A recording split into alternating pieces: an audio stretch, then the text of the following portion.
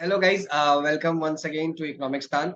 We have promised that we'll be doing so many podcasts, and one such topic is unemployment, which is it brings a lot of fire to our inner strength as well as so many down. It brings us to the utmost ground, right? It brings us down.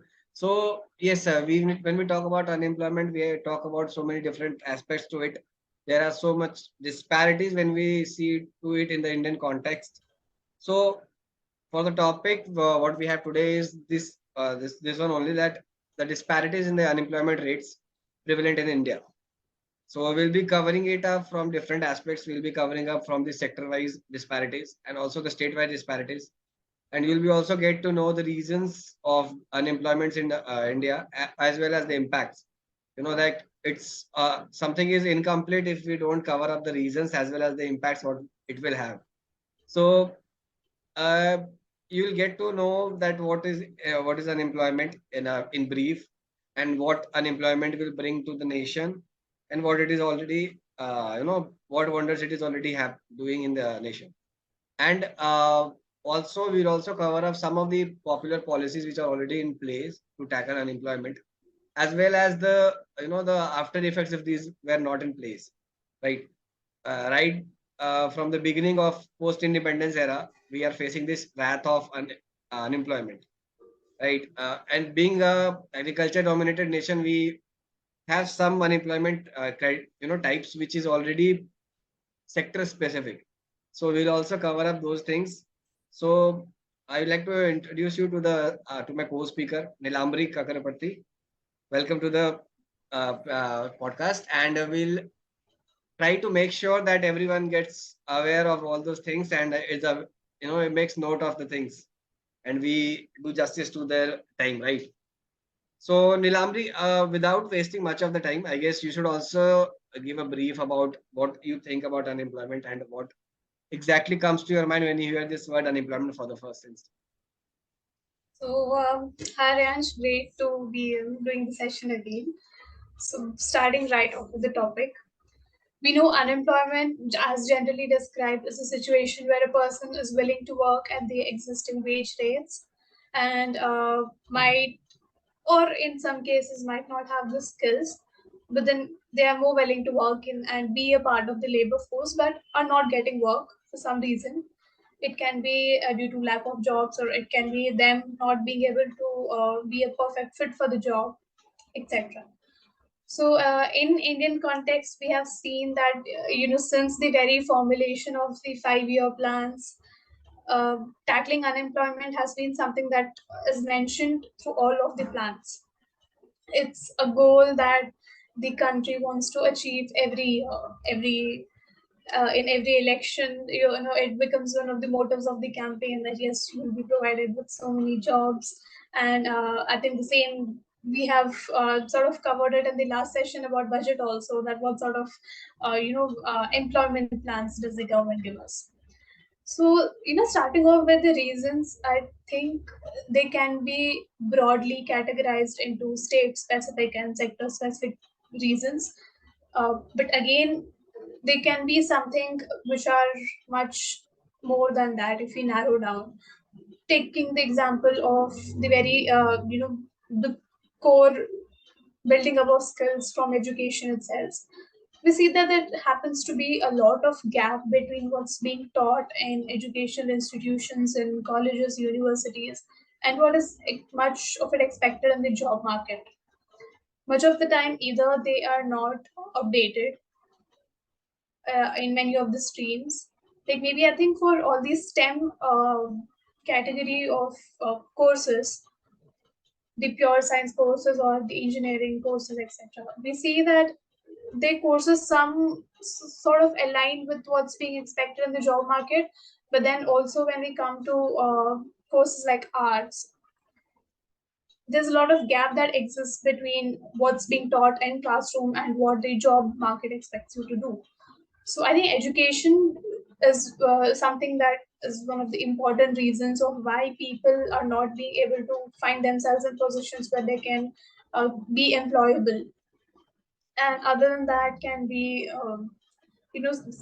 disparities between states, what sort of opportunities the local government gives you, the schemes, the scholarships, the allowances, etc. I think they matter to a greater extent.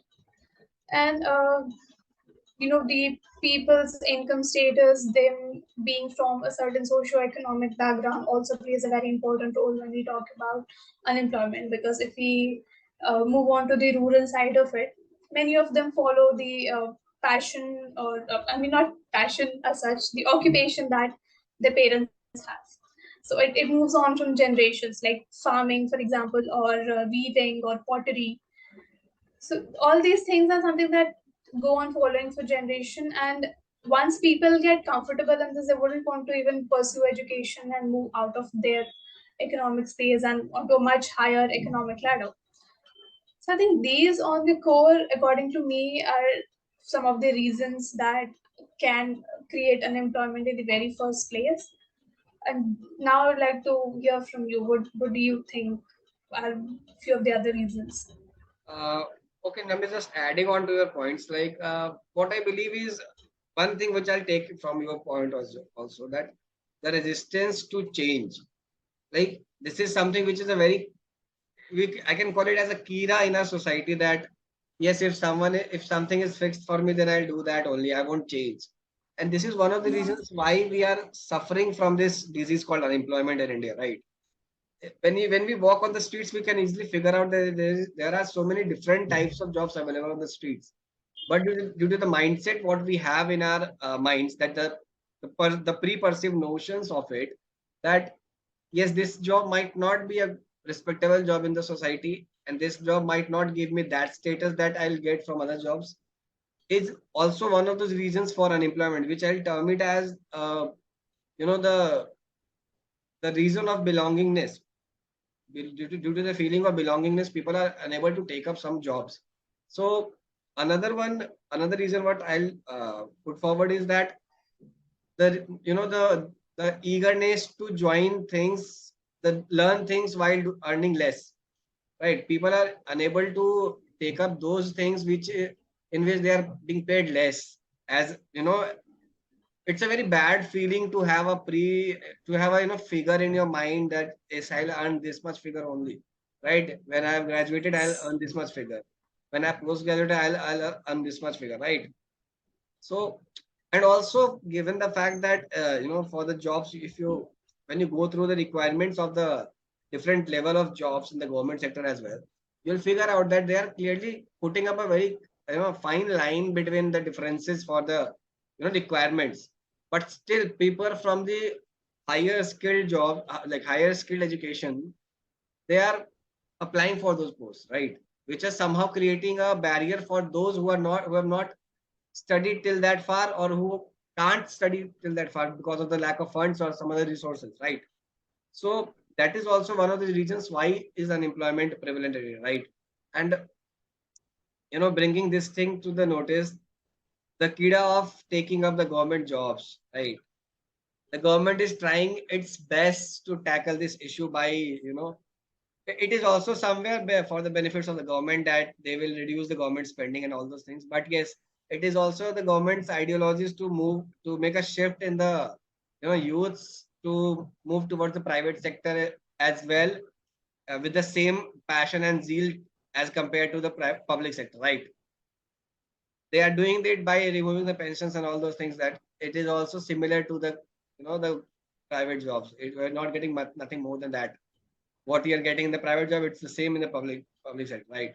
But we are not yet able to cope up with those things, or you come over those the disease of getting over this ideology. So what I'll think is that this can only happen if to some extent the mindset gets changed. And if we keep on putting forward the different reasons, there will be n number of reasons, because there's nothing a single parameter which will determine that yes, this is the only reason what brings in unemployment. But there are other things which can also be brought forward. So putting an end to this, I guess reasons could be this much only that we have listed on 7 to 8 regions, I guess, and these are the quite popular regions which is there in the nation. So, what more could be the possible reasons we can figure out that with the new age technologies coming up, the AI, VR, and all those things are coming up. Nowadays what is happening that people are not giving students a chance to study a single stream. Now you can choose various streams from one horizon to a different horizon. Like it's almost like putting a course from the A specialization to like picking a course from the Z specialization. But you can study Yes, both at the same time, right? So yes, bringing all yes. these changes, it's kind of a double-edged sword for the nation, because some students who are good to cope up with things, who are good to learn new things, might be able to take up those things very easily. They will be benefiting from this. But the students Mm-hmm. which lack, who lag behind in getting through the single specialization, might lag more, right? Because they will Yes, somehow yes.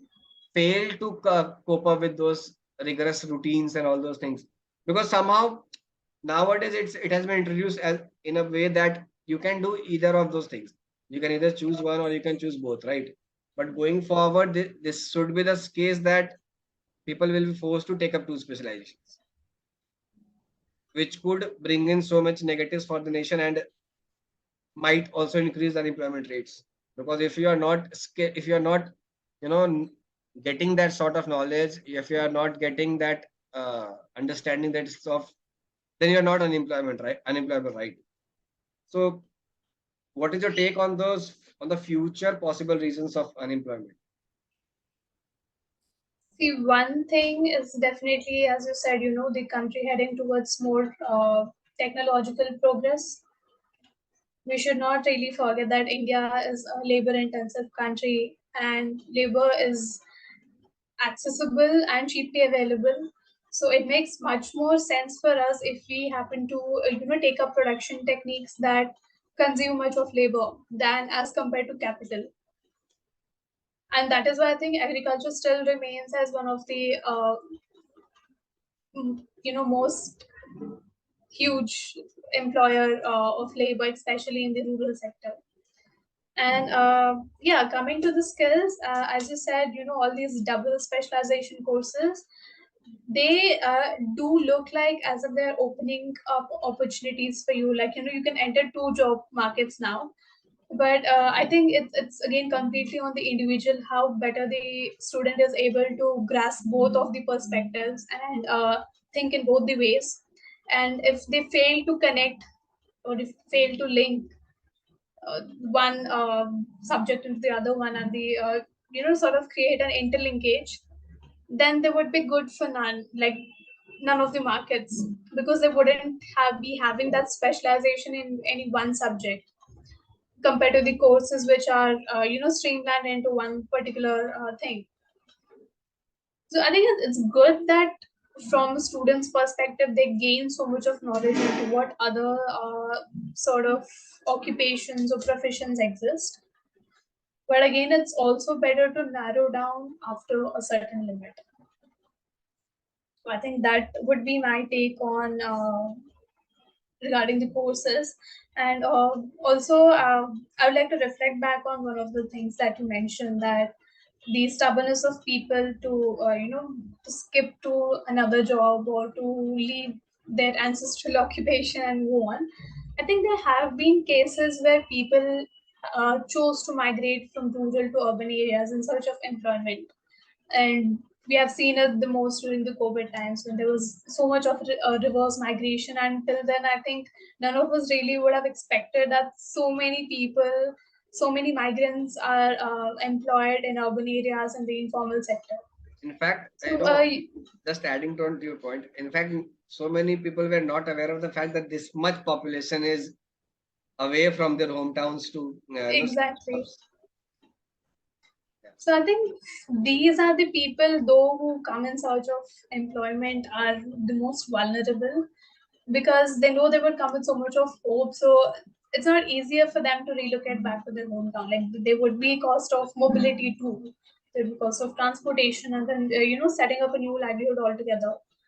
So I think for them, it's them who take up whatever opportunity that comes to them without bargaining much. So if we talk about wages, then I think these are the people who have very less bargaining power when it comes to wages, because they just happen to take up whatever comes their way.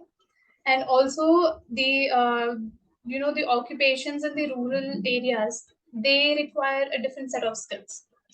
Like, say if I'm into weaving, if my whole family is into weaving, then I would be skilled in weaving.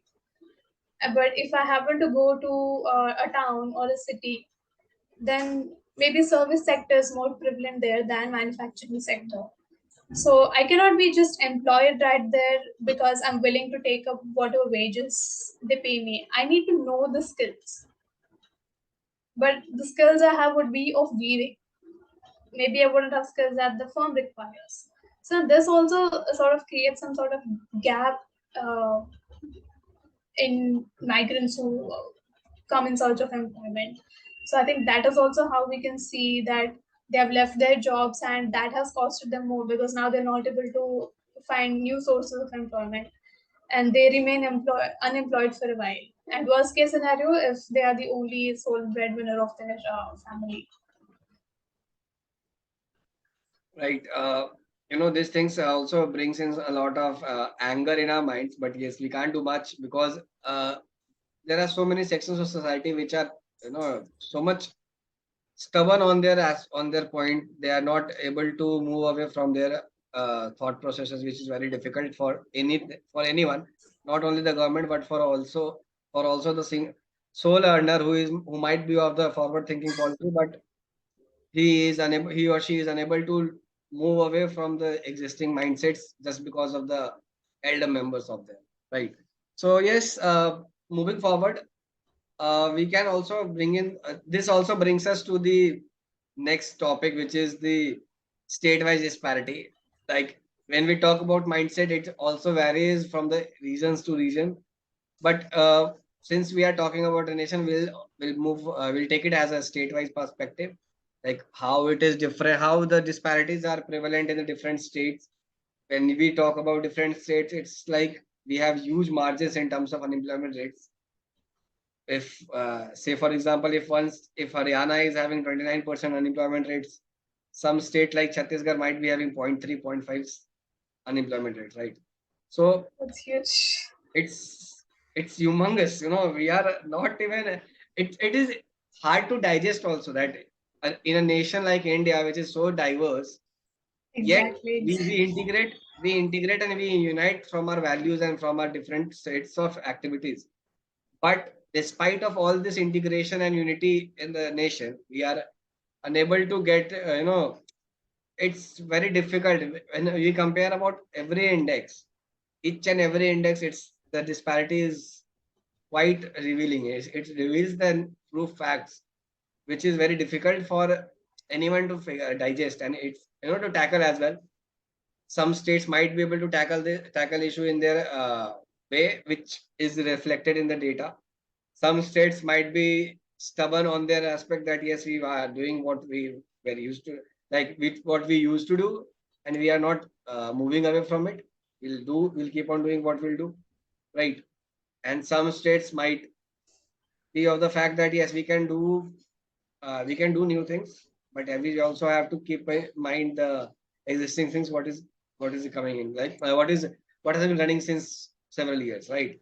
So there are different sets of ideology, different sets of policy making, which play a huge factor in these things, and we'll be covering up this in this section. So Anila, what's your take on this? What do you think about this state-wise disparity? Again, as you rightly mentioned, that given we are one nation, but the disparity that we observe is quite huge. So I think much of it goes to what sort of industrial revolutions or what sort of structural changes that particular states have had, right, and even since independence. So if we take the example of few metropolitan cities, then we know that service sector is the most prevalent one there. It's the most booming one. And a few states are, rich in industries. Like the industrial concentration is more in those states. And if we take the northern region, then given the idea about the fertile plains that they have, so agriculture is much more prominent in there.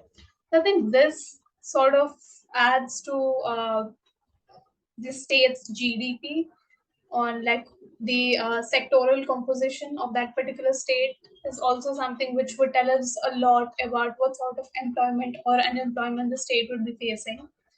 And again, few of the unemployment reliefs or schemes that the government has, they are sort of directed to particular state itself. Like maybe the state which has much of a rural economy, employment schemes for rural economy would be diverted more there. Now, what about if unemployment prevails even in the service sector and the manufacturing sector too? So we need to think: do we have some sort of schemes for that? Because we keep on hearing about Manrega, but now in the recent budget, we even saw that 30% of it has been, a chunk of it has been cut off, and even the statistics that you mentioned before about Chhattisgarh, I think that a huge part of the people receiving employment, and Manrega had a huge role to play in it. But now its effect has been reduced. So now what do we have in store for like for as a replacement for Manrega? So we need to think about the schemes also. And yeah, as I mentioned, sectoral composition plays, I think, the maximum role when it comes to states. Yes, exactly. The disparities are huge. When we talk about other states, like Kerala is the most literate state in India, right? But why isn't it is having the least number of like least figures in terms of unemployment? We talk about education, right? We talk about education, we talk about skills, we talk about all those practical skills. There is all these things are there in the people of Kerala, right? In the youths of Kerala. But still it's not having that mark when it comes about the unemployment rates, right? So what it's just like the parameters for development, economic development of a nation, when we talk about it, it's not only about the per capita income. It's about the other factors also, the accessibility to medical facility, the accessibility to education, the retention ratio, the attendance ratio, the mortality rates, infant mortality rates, and all those things are there, right? So similarly, for the case of unemployment as well, it's not only about education. It's also about the availability of the jobs. It's also about the awareness, like how much aware Exactly. you are, how much willing you are to take up the jobs when it comes. It's not about the type of job what is there, but how much willing you are to take up the job whatever is in front of you. Even if you are, say for example, even if just a hypothetical scenario, say for example you are graduate, but if you are unable to get a job beyond 15,000 per month, right? So you will have this notion in your mind that if I've done graduation, if I've done my grads, I somehow deserve a job way beyond 20,000, 25,000, right? But if it's not available for you, if it's not available in your state, in your region, then you should take up that job and take a leap forward from that position after some time, right? But it's not there, which is also creating a loophole in terms of state-wise disparities when we talk about it. And that's why we are seeing so much of migration from different in terms of different states. People are moving from here and there just to earn a bit more.